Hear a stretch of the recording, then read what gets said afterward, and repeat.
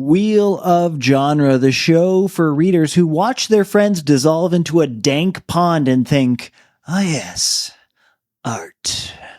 Right now, we are reading every story in Jeff and Ann VanderMeer's The Weird anthology, including this one, Clark Ashton Smith's Genius Loci. Loci? Loci? I took Latin in school. Anyways, I'm Zach. Took Latin and it was clearly for nothing. I'm Zach, and this week I'm really interested in, the idea actually of the Genius, I'm going to say Loci, the Genius Loci, as something that can be malevolent. And I think that there's a few interesting examples of other beings or spirits like this. And I've yet to see one that is truly, purely bad. So this is cool. This is cool. Cool to be truly, purely bad. I'm Bob. I'm really interested in kind of a similar idea, Zach. I'm really interested in places that can be haunted without people having died there. They seem to be evil on their own, and they're corruptive on their own. I've heard people pronounce it Genius Loci, Genius Loci, Genius Loci, so I think we can just choose whatever we'd like. But it's a big deal in architecture. I'm going to say right now, so Genius Loci, using that soft C, that's a late Latin thing. So he's not Julius Caesar, he's Julius Kaiser. You know what I mean? The C is always a K sound. And I do believe that this is a Latin word, and this is the root of the word location. So, we could pick one and stick with it, but I'm just saying, or maybe we should pick the one that modern art people use. I don't know. What do I know? Winnie Witty Wiki.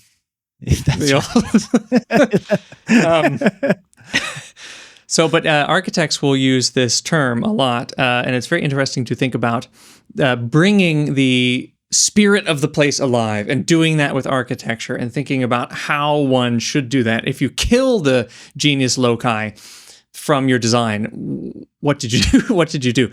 If you can find it and harness it and bring it to life, that is the goal of an architect using this concept of the Genius Loci. I think of places like a Japanese garden or an ancient Chinese garden being a perfect example of this, of an extremely designed environment where everything is kind of taken into consideration, not just the placement of objects, trees, plants, shrubs, things like that, but considering how when the sun comes up, how will the rays of light play over it? Or when you stand here, what kind of water sounds are you going to hear? As opposed to over there where you'll hear a different kind of, feature. The idea, I think, of the Genius Loci at this moment is to understand what the spirit of that area is and use design, use your artistic choices to allow that spirit to take its being. It comes from something very old. So before even these idea of the architects trying to bring it out, but I think it's from antiquity. But one thing, Zach, I wanted to bring to your, maybe you already know this, but Tom Shippey, remember we read a little bit of him when we were reading Lord of the Rings. He's the Tolkien scholar, and he suggests that Tom Bombadil is the Genius Loci of the Old Forest, which I thought was very cool, because they are a god too. My favorite character, controversially. I love old Tom Bombadil. Yeah, the old man of the woods who's kind of looking over it, not really a part of the whole hobbits versus, good versus evil tale, but just someone who's there and dwells within the forest and caretakes over the forest and is the good personification. He's the whimsical one. He's older than time. Anyways, yeah, Tom Bombadil. In antiquity, you would see maybe in gardens or maybe out in meadows or things, there would be statues or figures, maybe they have a cornucopia or drinking bowls or sometimes even snakes around them. And, it's not, I guess we should say the word genius, it doesn't mean the same thing as it does today. The word, today it means a very smart person.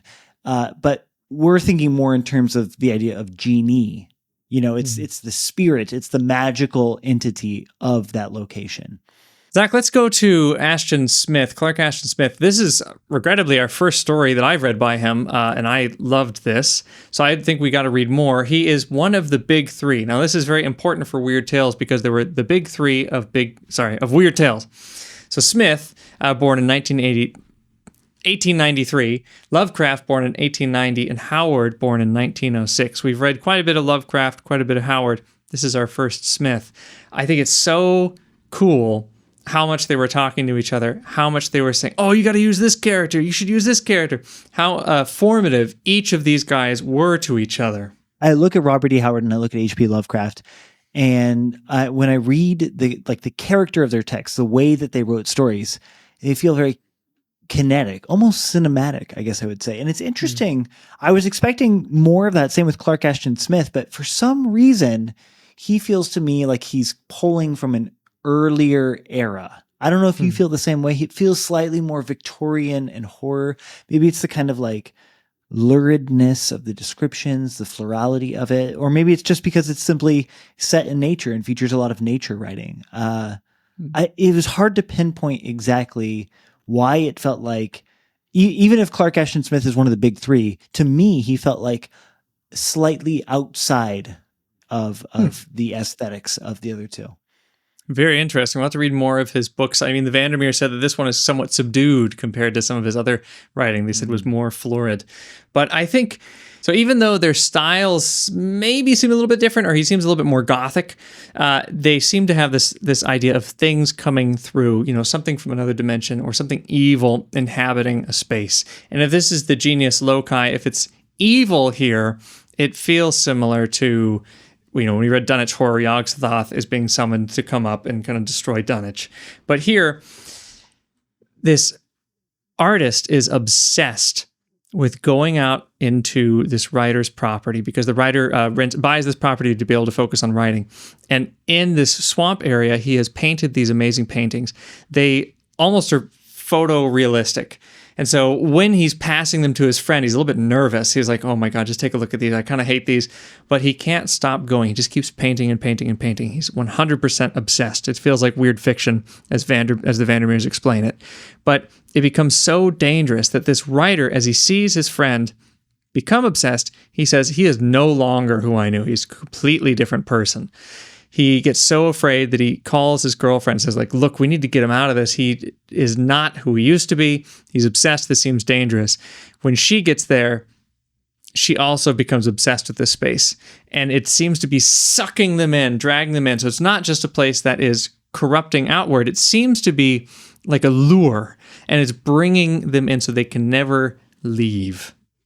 I love the artistic representation aspect of it. I mean, let's think about all the ways that this story is firing its cylinders. So, you have the genie itself, the old man who keeps being glimpsed in the corner of your vision. So you have a kind of spectral, haunted presence to this place. But it's not just him. It's that the area itself has this addictive quality to it that pulls you in and really seems to just be digesting you. When they found their bodies in the water, I couldn't help but think of like those pitcher plants, those carnivorous plants that pull you in and they just have a puddle of digestive juices inside of their bell. Just the idea of that pond just digesting them whole. So you have the ghost man, you have the haunted area, but then on top of that, you have the fact that it's being represented by an artist. Mm-hmm. And there's something haunting and evil being conveyed about the art itself. You look at the art and it's all bad vibes. You know what I mean? And I just love this idea of like, it's not just the place, but even if you take a photo of it, like that photo itself would have been contaminated. You paint a picture, the painting itself is now contaminated. I don't know. I love that model. And it's attractive, which is really strange because as soon as he sees it, he's like, oh my God, this is absolutely gorgeous, but also kind of repellent. He is afraid of this place. And as you said, when it kills all of them, it seems to almost do its own art. It moves these people around however it wants. So, you'll be looking at the willow. You'll see a face appear in the willow. Later, you'll see what feels like a body. You see the old man watching you. The way that this lake willow place plays at these people feels like it's doing art. Here's one quote where the writer comes back to try and save these his friends, and he finds that they're all dead. There's 3 corpses floating there in the mist, and he says, okay, I'm watching it, and it seems to be these clouds, as he describes it, curdling, and it becomes this, he says, disgorged by the ambient exhalation, I saw the emergence of 3 human faces that partook of the same nebulous matter, neither mist nor plasm. Then he says one was Amberville, one was Avis, and one was the old man. But then, as they were separate faces, they all conjoin into one face. So this evil thing, it's not because someone died there. The old man died there, but he too was attracted to this place, staring at it for days at a time before his death. Now, this thing has become the creator, and it has pushed these 3 things that were separate now into one thing. Well, yeah, and that's also kind of interesting too in its own way. The idea that like okay, so we're going to have individual souls, individual ghosts, I guess we could say, in this model of how, life works. But then this tree, this place, this thing is extracting those souls from people and in some ways combining them all with itself. They are all coming together into this giant tree. And that's a little scary too. You know what I mean? Because I don't know what to make of that. And I guess that's maybe, it's weird fiction, you're not supposed to know what to make of that, but it's, it adds another layer to it for sure. It reminds me a lot of a few stories that we've read, honestly. So the spider, where it's almost like a hypnotism. The people of the pit, too, where this evil hypnotizes you, so he's bobbing up and down, following the lights. But it also reminds me a lot of Solaris, where we have this planet that is imitating people in a weird way, trying to create people out of its own matter and just trying different attempts. For example, it makes this, I think it's 3 stories, this 3-story baby that it isn't alive. It just is there. But then it also represents people's old traumas as people. So the main character, his ex-girlfriend who's dead, shows up. But it's Solaris just putting her there. This feels really similar. It's the idea of land or this genius loci or something that we don't understand that has an intelligence but seems to be very counter to our intelligence, creating humans to communicate with humans, but then to mess with them completely. Because it's so attractive to these 2 humans, it's the perfect piece of art. And it's almost like it knows the painter will want to paint about it. It knows that the writer will want to write about it, because the writer at the end, he tells us, I will probably go back there. He says, perhaps ... in spite of all that deters me ... I shall visit it again. And when you think about that too, he tells us, I am the only one that knows what happened to Amberville and Avis, but at the same time, he has just written a story for us to read. And now we have all seen this horrible genius loci represented not through painting, but through fiction. So it feels like this thing is attracting people who do certain kinds of representative art to then attract other people. So I know I touched on this before, but this story was written in 1933, and it definitely feels like it was written much, much earlier than that. I'm curious, you said that this is one of your favorites that we've read so far. At some point, I'm pretty sure you said that. How would you characterize this? What is it about it? What makes the horror feel more gothic to you than something more modern, something more early mid-century, Yeah, what is the Gothic? I think it's really great. I like Clark Ashton Smith's style. I think the story is just, we've seen this kind of thing before, but I think the style is quite nice. But the idea of what is weird, because that was very important for H.P. Lovecraft in the beginning of this weird anthology. It's not just rattling chains. It's not just people behind sheets. It's something new, man. But really, how different is it from Gothic? Because if you think about the Castle of Otranto, that's super weird. I mean, a giant sword falls out of the sky. Or no, sorry, a giant helmet falls out of the sky. This army carries this giant soldier. This giant slowly materializes piece by piece on a castle. That seems very weird fiction. But what is, I guess, maybe weird is trying to leave behind the obsession with history, because Gothic is all about old buildings, these leftover pieces from earlier hundreds of years before. I feel like weird fiction is supposed to be taking the spookiness away from just ghosts and away from just people, because now we have this genius loci that did not depend on people at all. And I feel like Gothic fiction would often depend on humans getting involved with demons or someone dying and then being a ghost. But this seems to be something else entirely that we have no relationship with until it takes something from us. And it looks like we have a relationship with it. I wonder, this, while it feels Gothic, it's written like a Gothic writer would do, it feels very weird because now it's the grass talking to you. It's the tree talking to you. It's this, what do they call it? This cul-de-sac of evil, as if the place itself were an evil face, a vampire underneath it all.